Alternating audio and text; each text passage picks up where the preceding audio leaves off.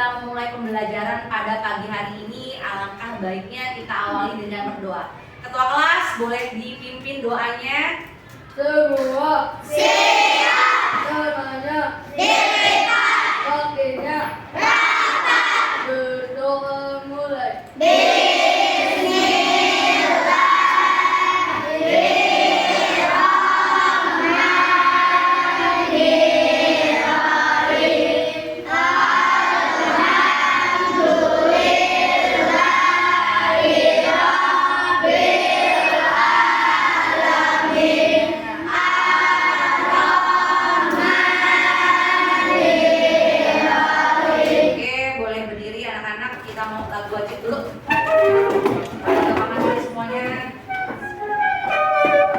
Lagu wajib nasionalnya ini ya, Garuda Pancasila.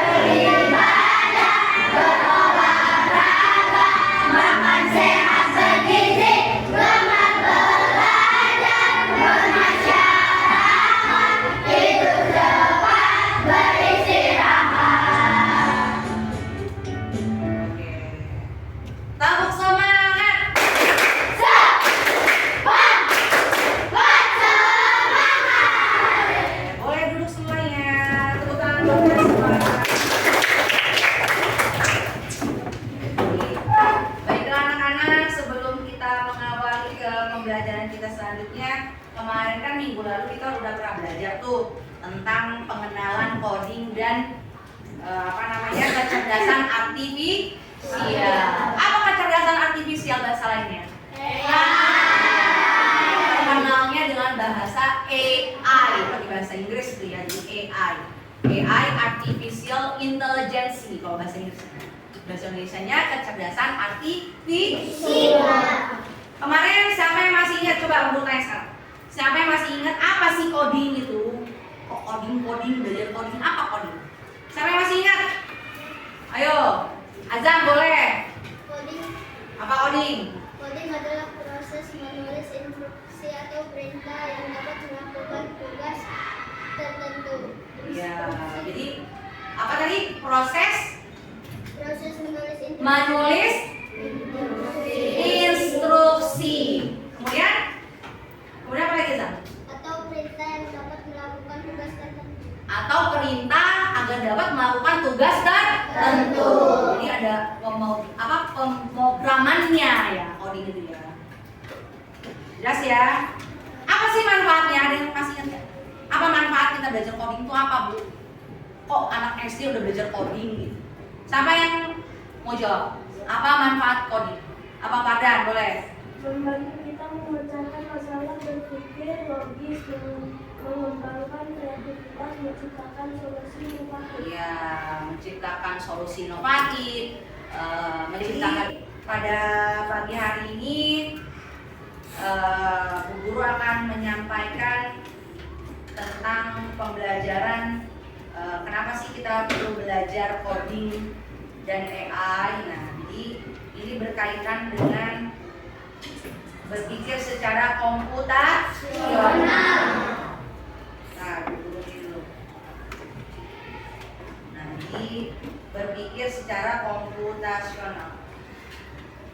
Apa sih Bu Guru berpikir secara komputasional? Nah, sebelum kita mempelajari itu tentang itu tadi,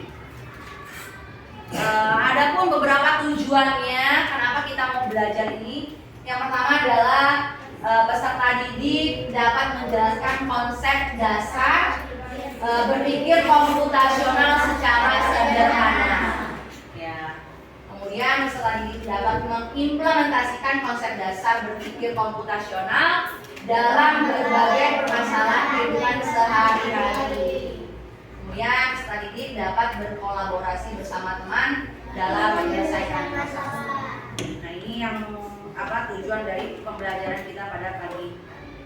Nah, sekarang kita masuk apa itu berpikir komputasional. Seperti yang kamu lihat di papan tulis di layar. Jadi berpikir komputasional itu merupakan kemampuan menyusun suatu solusi atau masalah, solusi dari masalah ya maksudnya, secara logis dan sistematis ya, sehingga dapat diproses oleh manusia maupun komputer. Jadi kalau ada masalah, gimana nih permasalahan ini bisa dapat diselesaikan baik oleh manusia itu sendiri ataupun nanti melalui program-program yang ada di komputer. Nah, inilah yang berpikir dimaksud dengan berpikir komputasional. Tolong jangan gerak-gerak ya. Nah, sekarang ini ada gambar. Gambar apa ini? Gambar apa? Ka'bah. Siapa yang sudah pernah melihat langsung Ka'bah? Ada? Belum ya? Oke, Bu Guru juga belum. Nah, jadi Ka'bahnya ada di mana? Hah? Ka'bah itu di mana? Ada di Arab. Arab itu di mananya? Arab luas. Ada di mana? Hah? Iya, ya Arab Saudi gitu ya negaranya. Dia ada di kota Mekah. Nah, kalau kita mau ke sini, ya, kita harus ngapain? Mempersiapkan diri. Terus apa lagi? Ya, ntar dulu. Kan kita kalau mau pergi ke suatu tujuan kan kita harus prepare dulu kan. Artinya nggak prepare? Siap. Kita harus siap-siap dulu. Nah, udah tahu nih tujuannya, saya mau menuju ke Mekah. Kira-kira apa sih hal-hal yang perlu saya persiapkan? Ya Bang kan? Nah, kira-kira kalau mau ke Mekah apa dulu yang dipersiapkan? Hah? Yang pertama apa? Coba jadi keperluan safar saat umroh. Ya, yang pertama adalah packing pakaiannya, persiapin kebutuhan kamu nanti selama di sana. Yang namanya perjalanan jauh kan berarti kan kita bakal ada nginepnya kan, ya kan ya? Ada nginepnya, mau salin baju, ya kan, mau mandi, berarti kan harus persiapkan. Kemudian kita buat paspor. Kemudian apa lagi setelah buat paspor? Kita tuh perlu pesen tiket, nggak mungkin kan kita nggak pakai pesawat. Kemudian apa lagi? Iya, cari travelnya. Travel umroh itu apa? Ya buat ngebimbing kita nanti selama kita di sana. Apa aja sih rangkaian-rangkaian ibadahnya yang harus dilakukan, apa yang nggak boleh gitu. Ya, apalagi kita belum pernah pergi ke sana, kan kita butuh orang yang untuk membimbing kita selama beribadah, ya Pak nggak? Kemudian apa lagi? Urus visa. Visa tuh sama aja kayak izinnya. Terus apa lagi? Iya, vaksinasi. Apa vaksinasi? Iya, disuntik vaksin. Karena apa? Iya, itu tadi kata temennya apa? Mempersiapkan biaya. Semuanya butuh biaya. Paham? Jadi kalau kita udah tahu nih planning kita, oh kita tuh mau ke sana, kita tulis nih list-listnya apa aja kebutuhan kita, apa aja yang perlu dipersiapkan. Ya, itulah tadi ini salah satu tahapan cara berpikir komputasional. Jadi ini masuknya ke berpikir komputasional. Jadi prinsip komputasional itu ada 4 ya.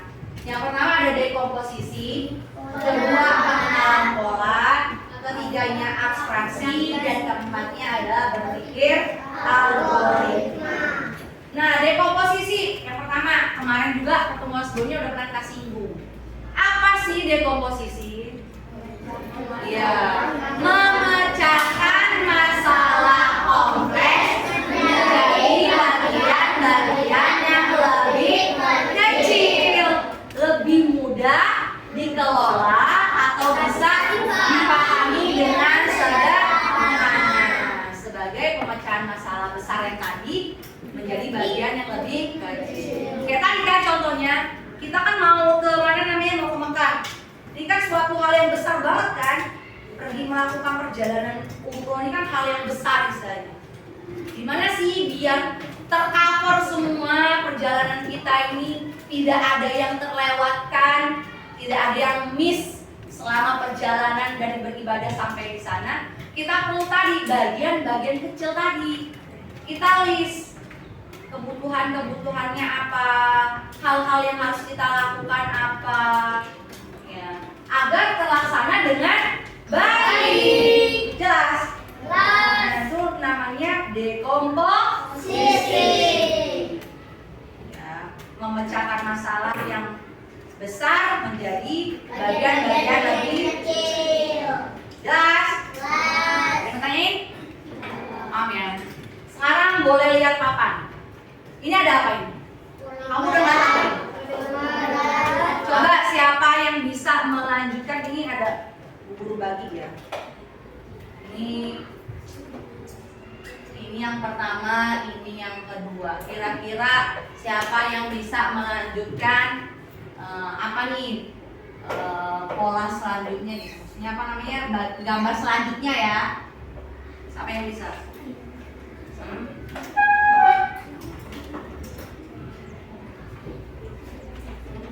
Kan ini kan kosong ya, belum selesai. Dilihat. Kira-kira gambar selanjutnya apa ya? Gambarnya apa ya? Nih, yang pertama ada 3 gambar yang kosong. Ini juga 4 gambar. Nah, ini gambar apa selanjutnya yang kosong-kosong? Yuk. Dibaca, diperhatikan. Selanjutnya, sini boleh maju. Dilihat polanya. Di gambar selanjutnya tuh apa gitu. Satu orang menyelesaikan satu. Ayo, siapa selanjutnya? Pina, boleh maju Pina. Jadi ini kan lingkaran segitiga, kemudian persegi, lingkaran, terus ini lingkaran, terus apa lagi pola selanjutnya kira-kira? Ayo Pina. Sini atau sini. Lanjutin. Kira-kira apa tuh yang 4-0 tuh? Agak gedein gambarnya biar teman-teman lihat.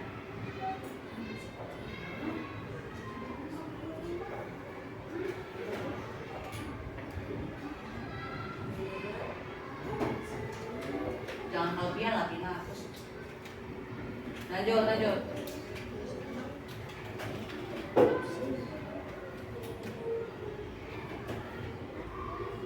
Yang nomor 2, oke. Terima kasih Pina, tepuk tangan buat Pina. Ini perlu koreksi ya. Yuk, yang nomor 2-nya. Siapa yang mau jajal? Boleh. Pati. Enggak. Ayo. Siapa Deris? Deris mau maju. Pati. Lihat polanya. Apa sih kelanjutan dari gambar?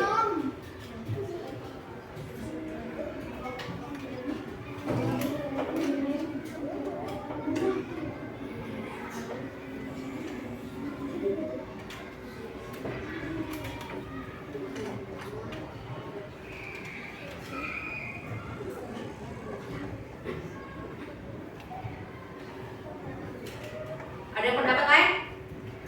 Oke, makasih Nadi. Tepuk tangan buat Nadi. Coba diperiksa Lingkaran yang pertama, segitiga. Kemudian persegi lingkaran. Ketemu lagi lingkaran. Habis lingkaran apa?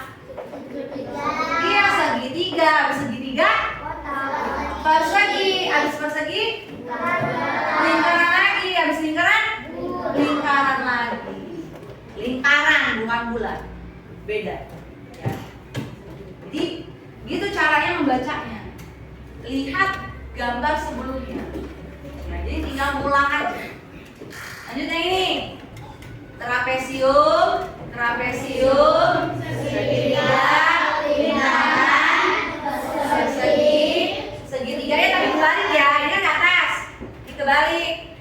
Kemudian apa trapesium? Habis trapesium apa? Trapesium lagi. Kan trapesium yang pertama nih. Trapesium yang kedua. Segitiga, lingkaran, persegi. Nah, kalau misalnya di sini ada kotak lagi yang harus diisi, gambar apa? Iya, segitiganya mana?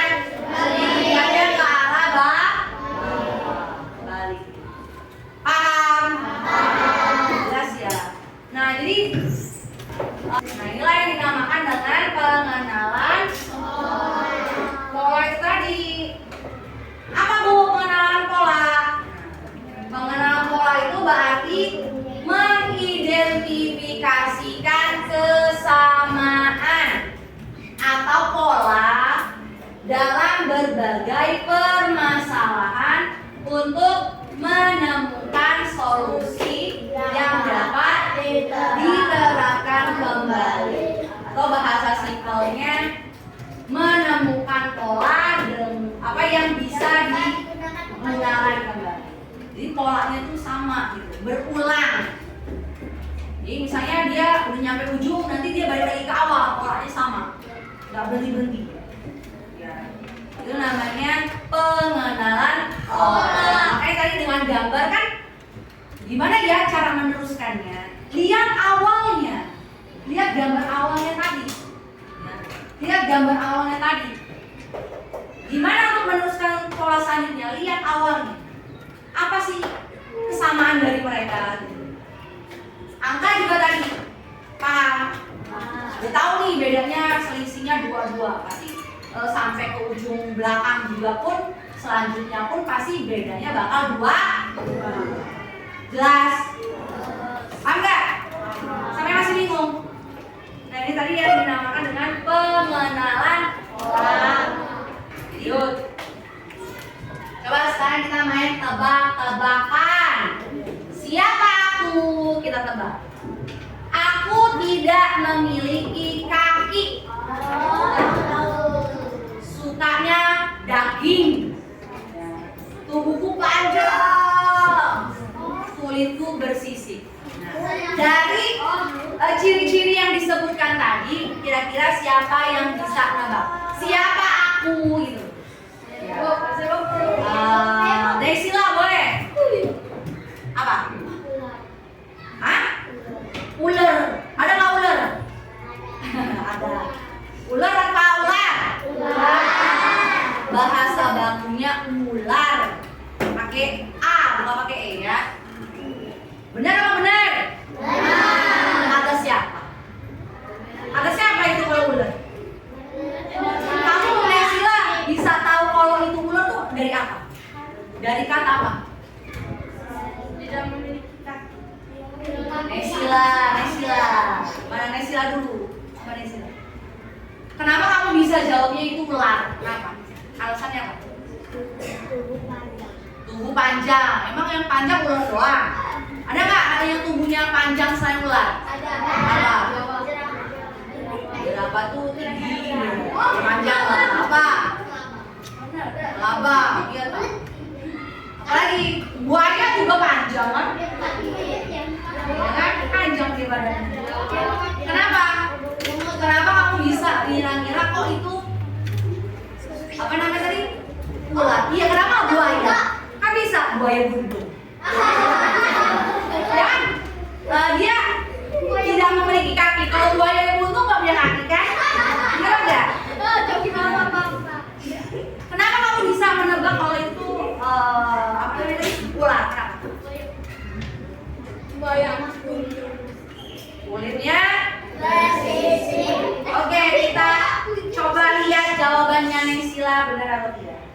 jeng jeng.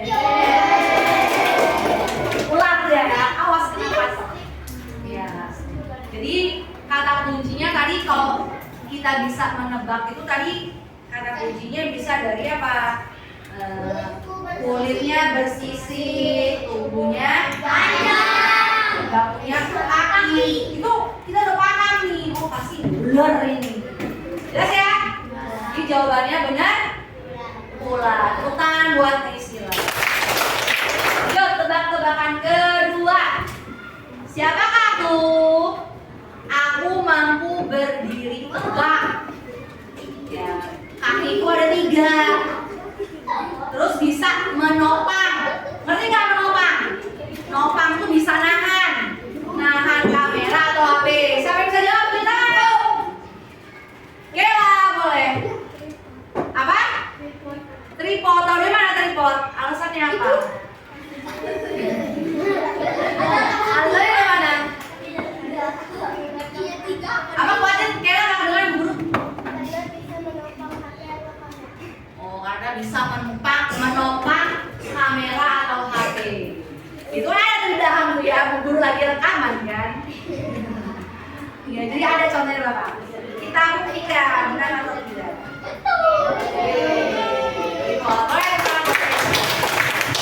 Paham ya? Padahal kan kamu gak ngelihat bendanya, tapi hanya dikasih tahu kisi-kisinya, ciri-cirinya. Tapi ciri-cirinya juga nggak detail kan? Paham nggak? Nggak detail. Cuma ciri-ciri yang penting-pentingnya aja dikasih tunjuk. Kayak tadi kan, oh kakinya 3, bisa nopang HP, kemudian dia berdirinya tegak. Kan ciri-cirinya cuma 3 doang kan disebutinnya? Ya nggak? 1, 2, 3. Kok dengan 3 ciri-ciri kayak gini kamu bisa nebak? Soalnya ada clue. Iya, clue-nya itu tadi kan cuma 3, nggak banyak. Tapi kamu bisa nebak dengan sempurna. Nah, inilah yang dinamakan dengan abstraksi. Apa abstraksi guru?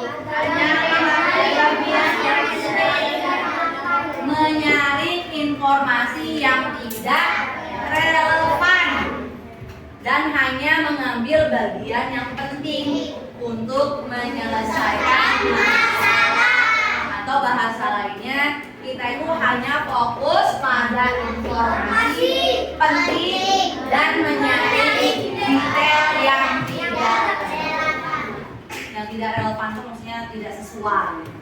Paham ya? Jadi informasi-informasi yang penting aja dimunculkan, yang nggak penting nggak usah gitu. Jadi kita fokus ke tujuannya ya. Kayak tadi kan, ya 3, berdiri tegak, bisa nopang HP, kamera, udah inti-intinya aja. Gak usah disebut warnanya hitam, ya enggak? Bisa diputer-puter kanan kiri, gak usah. Cukup 3 informasi tadi aja, ternyata kamu juga bisa menjawab. Jelas? Jelas. Nah itu yang dinamakan dengan abstraksi. Ada yang mau tanya? Bingung nggak? Enggak ya, jadi dia hanya memunculkan informasi penting. Yang nggak penting gak usah dimunculin. Ya. Oh, enak nggak ini? Siapa yang pernah minum ini? Apa rasanya? Ya, gimana asem? Kalau dikasih gula kan manis ya. Kalau di mana asem? Ini apa nih? Isinya apa nih? Lemon, terus apa lagi? Limun, terus apa lagi? Air. Iyalah, kalau nggak ada air nggak bisa minum. Jadi ini minuman apa namanya? Es lemon, terus apa lagi? Lemon tea. Iya, tahu lemon tea. Kok lemon tea ada timunnya? Emang pernah minum lemon tea timun?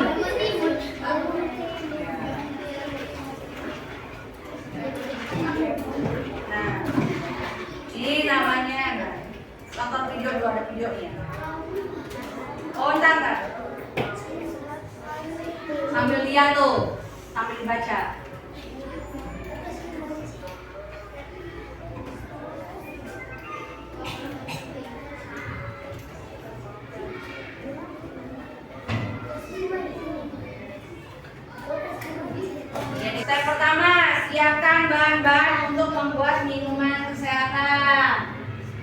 keduanya apa tuh? Iris-iris, satu buah timun. Kemudian iris lemon, tipis-tipis. Masukkan lemon dan timun ke dalam gelas, tuh masukin. Kemudian masukkan selasi dan air secukupnya. Nah, tambahkan hiasan sesuai seleranya, boleh pakai garisnya. Wih, ada lagi gelasnya. Ambil mirip-mirip kayak gambar pertama tadi ya.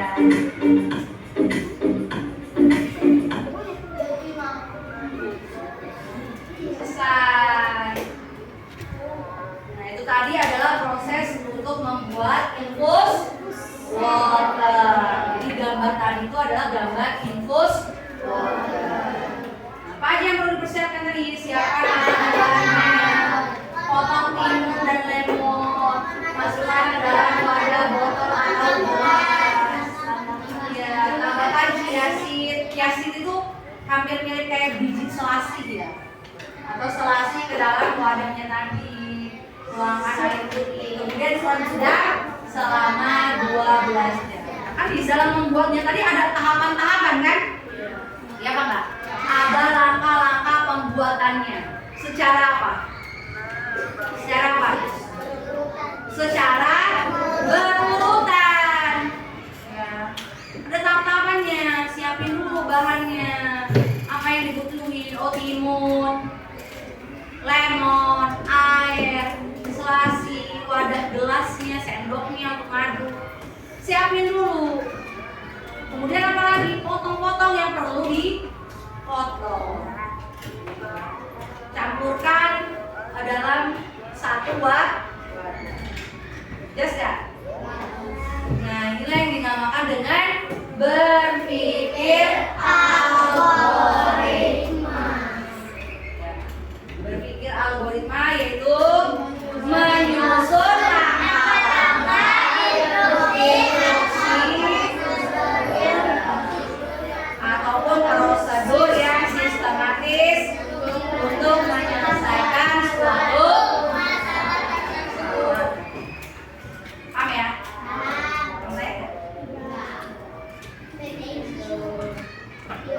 Tadi Bu Guru di sini punya sirup. Ada sirup, ada air. Coba dibuat gimana? Siapa yang mau maju?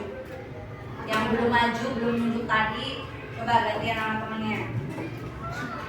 Gimana caranya? Saya tutup dulu biar gak panas. Nih. Ayo yang belum. Yang belum gantian sama temennya. Siapa yang mau jajal? Buat apa namanya? Buat sirup. Pernah buat sirup kan kamu? Siapa Pis? Maju Pis. Coba Pis, coba apa dulu tawaran yang bakal kamu lakukan? Ini Bu, buka ini dulu Bu. Ya, ambil gas dulu ya. Ke sini nih, kalau Kak. Ke sini kalau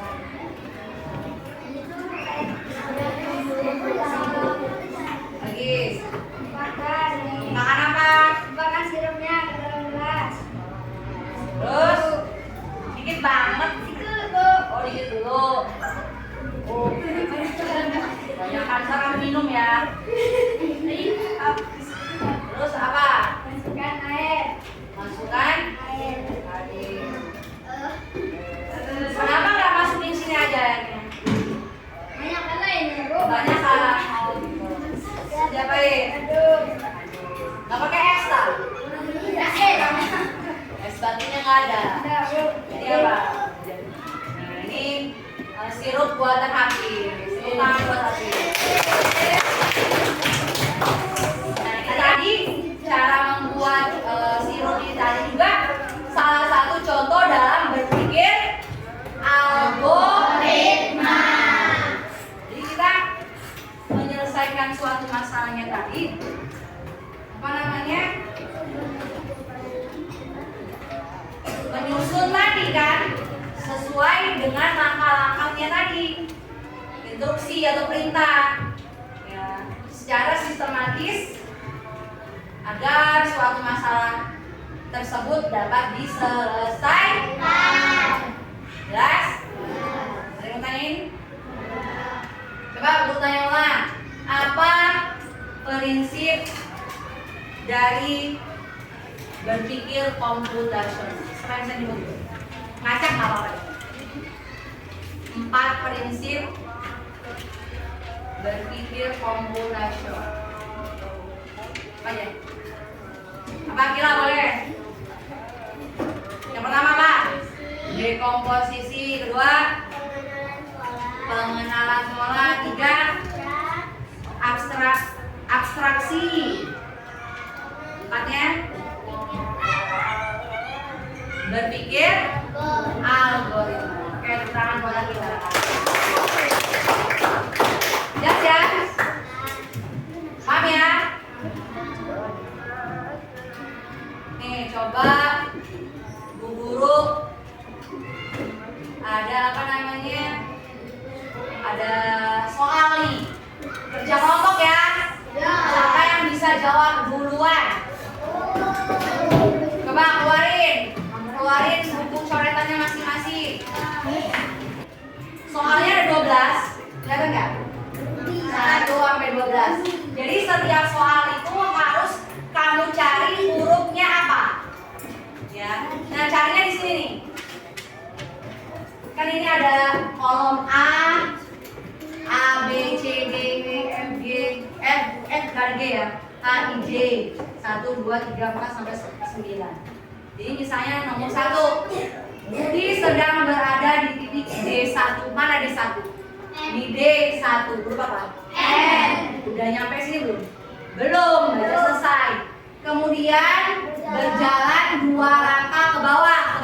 1, 2. N. Berupa apa? N. Kemudian maju 3 langkah. 3 langkah tuh maju tadi kemana? Majunya ke kanan. 1, 2, 3. Huruf apakah dia? Nyambung. Cepet-cepetan ya. Setiap kelompok kerjasamanya dengan baik. Guru bacain nanti kelompok. Kamu lihat ini yang di sini, yang sebelah kiri. Bu Guru bacain yang sebelah kanan. Tadi udah tahu ya? Nomor 1 jawabannya apa? Nomor 1 jawabannya R. Ya, tiap kelompok itu masing-masing anggotanya cari. Nanti disamain apa jawabannya, jangan sampai ketahuan sama kelompok lain gitu. Ya, jadi siapa yang bisa jawab langsung maju ke depan, rangkai kata-katanya. Ya. Nomor 2. Baca tuh. Siti berada di I4. Kemudian berjalan ke bawah 2 langkah. Fokus ya, fokus. Kemudian mundur 2 langkah. Mundur itu ke kiri, maju itu ke kanan. Huruf apa itu? Langsung tulis. Mau 1 apa, 2 apa, ntar samain cocok ke satu kelompok. 2, udah? Nomor 3, naik 3 langkah. Huruf apa dia? Diskusi yang kelompoknya. Ketua kelompoknya ambil spidol.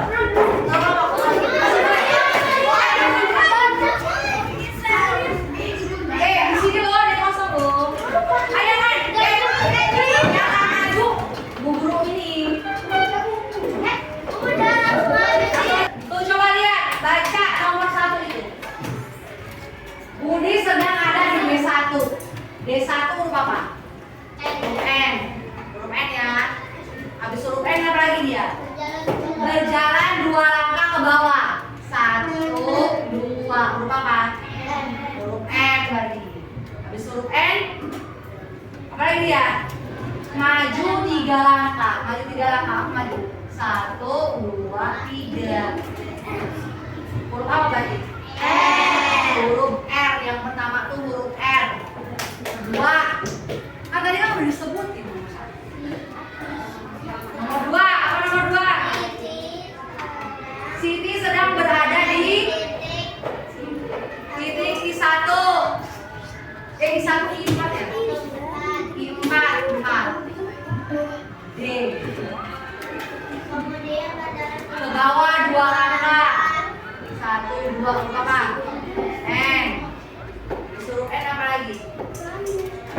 Mundur. Yang nomor 2.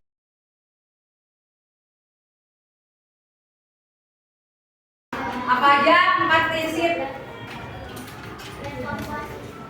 berpikir komputasional?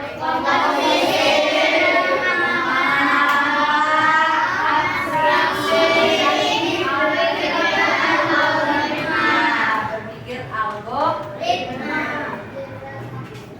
Dan sebelum kita mau akhiri pembelajaran kita alami sam-sam. Yuk semuanya.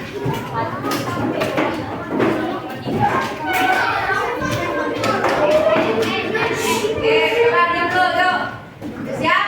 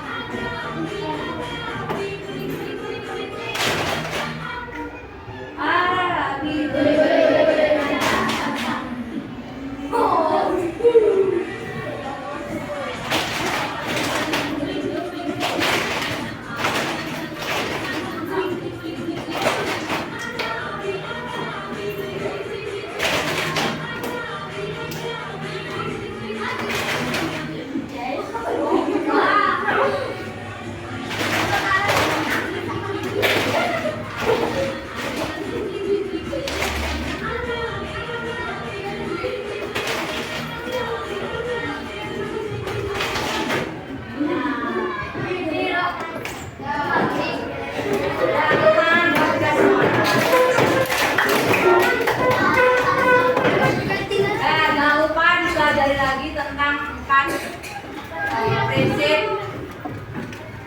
berpikir komputasional. Minggu depan nanti tinggal latihannya aja ya, perorangan ya. Ada yang mau tanya? Gimana perasaannya hari ini? Yuk, sebelumnya kita tetap semangat dulu untuk sebelum kita akhiri pertemuan kita pada pagi hari.